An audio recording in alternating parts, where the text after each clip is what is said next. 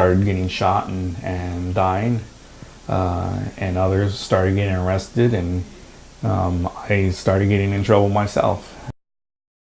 Gabriel Oveda attributes much of his childhood and adolescent rowdiness to dysfunctional relationships with most of his family in a broken home. He recalls the troubling and scarring memories of an abusive father when he was just a child.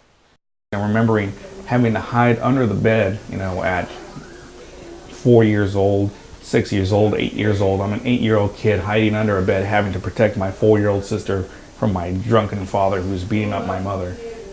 Unintentionally, his mother's overprotective behavior was only pushing him further and further away from the family and into the streets.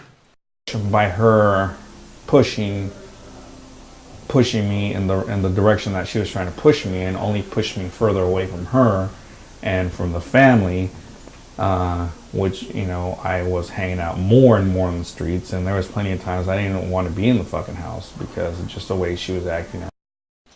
Growing up in the Brentwood Arms apartment complex in the East Bay area, Gabriel found himself hanging out with the wrong crowd, gangbangers, known as norteños. Guilty by association is a phrase that best describes the next few years of Gabriel's life.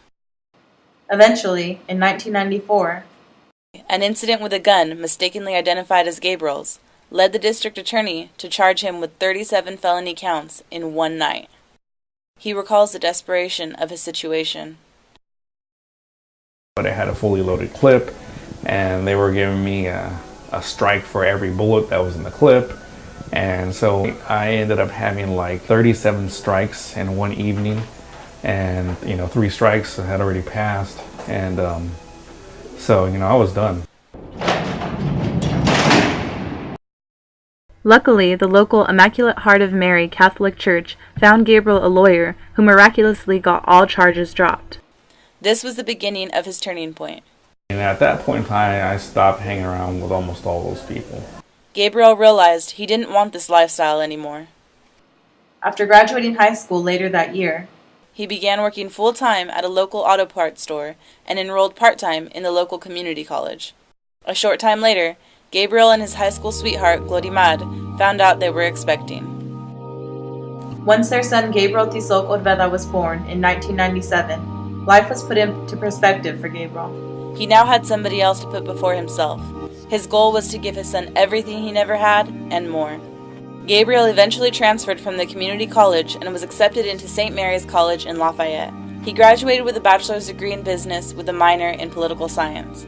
Today, he lives in a house in Brentwood, California, with his wife and 3 children.